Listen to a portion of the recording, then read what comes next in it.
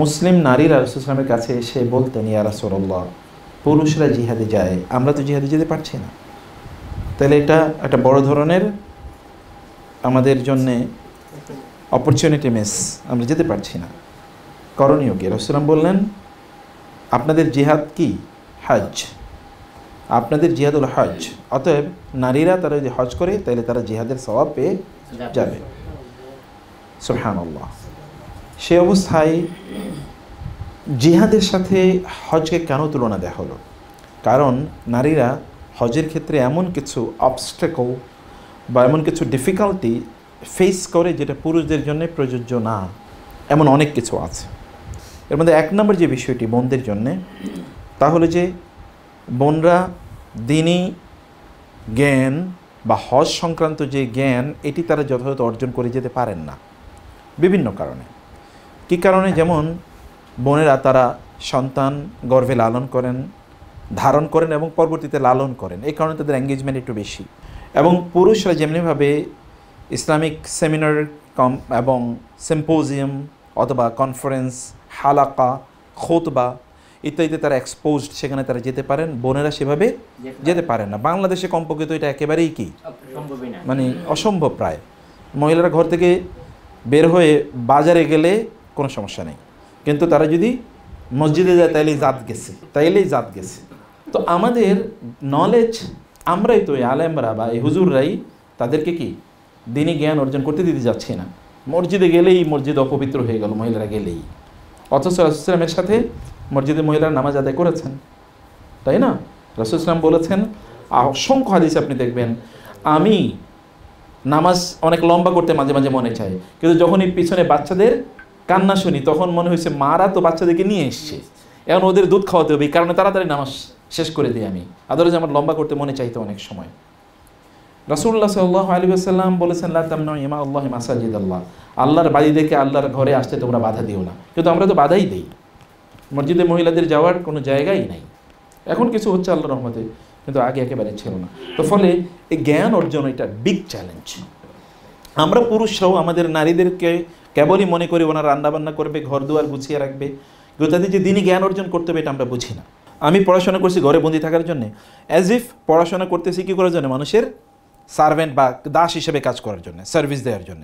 এখন এই কারণে বোনেরা তারা মনে করে বাসায় রান্না করা এটা কি একটা গোলামি, কিন্তু ওই হোটেলে গিয়ে রান্না করে খাওয়ানো এটা কি? এটা ক্রেডিট। স্বামীরে রান্না করে খাওয়ানো এটা গোলামি, কিন্তু বসের জন্য রান্না করা কি? এটা ক্রেডিট, এটা ক্যারিয়ার, তাই না? হচ্ছে কিনা এরকম সমাজে? হচ্ছে তো। নিজের বাচ্চাদেরকে লালন পালন করার জন্য তিনি প্রচণ্ড বিরক্ত থাকেন, কিন্তু স্কুলে অথবা কলেজে অন্যদের বাচ্চাদেরকে পেশাব পায়খানা পর্যন্ত পরিষ্কার করে দেওয়াটাকে তারা মনে করছেন ক্যারিয়ার। এটা বোথ সাইডে প্রবলেম আছে, তাদেরও প্রবলেম, আমাদেরও প্রবলেম। অতএব দ্বীনি জ্ঞান অর্জন করার ক্ষেত্রে তাদের কোনো কি নেই, তাদের না ওনাদের তারা সেটা আগ্রহ করে করেন, বা আমরা পুরুষের সেটাকে ইম্পর্টেন্সটা বুঝাচ্ছি। আর নারীরা তারা যদি দ্বীনি জ্ঞান অর্জন করার কোনো সুযোগ পায়ও, তাইলেও আমরা সেখানে তাদের উপস্থিতি দেখি না, কারণ তারা এখন আছে টিকটক নিয়ে, ইউটিউব নিয়ে, ফেসবুক নিয়ে ইত্যাদি নিয়ে তারা ব্যস্ত আছে।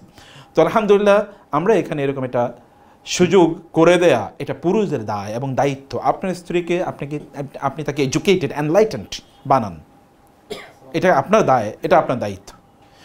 যদি দ্বীনি জ্ঞান না জানে, না মানে দ্বীনি জ্ঞান না থাকে, তাহলে তো হজের ক্ষেত্রে কি তারা ভুল করবেনই, তারা ভুল করবেন। আপনি যদি এখনও যান তাহলে দেখবেন যে মহিলারা এবং পুরুষরা পাশাপাশি বসে নামাজ আদায় করতেছে মক্কায়, মদিনায়। তো এতে কি নামাজ হবে? এই পুরুষরাও নামাজ হবে না, মহিলারাও নামাজ হবে না, কিন্তু তারা পড়ছে। মানে বলবে যে মক্কা মদিনায় তো কোনো মানে সমস্যা নাই, কারণ এত জ্যাম, এত সমস্যা, মানে এত ধরনের জটিলতা, স্বামী একদিকে পুরুষ স্ত্রী আরেকদিকে, এটা কেমনে হয়? আসলে এটা কোনো কাহিনী না। নারীদের জন্য আলাদা এরিয়া আছে, পুরুষদের জন্য আলাদা এরিয়া আছে, ডিমার্কেটেড, এবং সেখানে কি করা হয়? মানে ব্যারিয়ার দিয়ে দেওয়া হয়, এখানে পুরুষরা, ওইখানে নারীরা। তারপরও দেখবেন একসাথে বসে রাস্তায় বসে নামাজ আদায় করছে, পুরুষ এবং স্বামী এবং স্ত্রী বৈশা গল্প করতেছে, এরপরে দাঁড়ায় নামাজ পড়ছে। স্বামী এবং স্ত্রী পাশাপাশি নামাজ পড়লে নামাজ হবে না।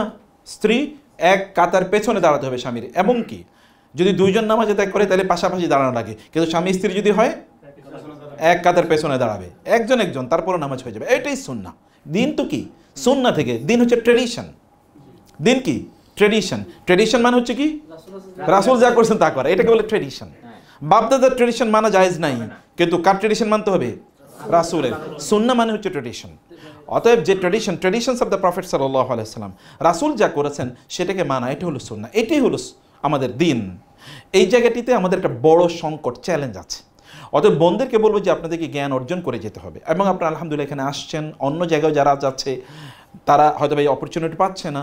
আমরা বলবো যে যারাই এই কাজগুলো করেন তারা যেন সিস্টাররা, তারা যেন যথাযথ জ্ঞান নিয়ে যেতে পারেন, সে কাজটি তাদেরকে করে দেয়া।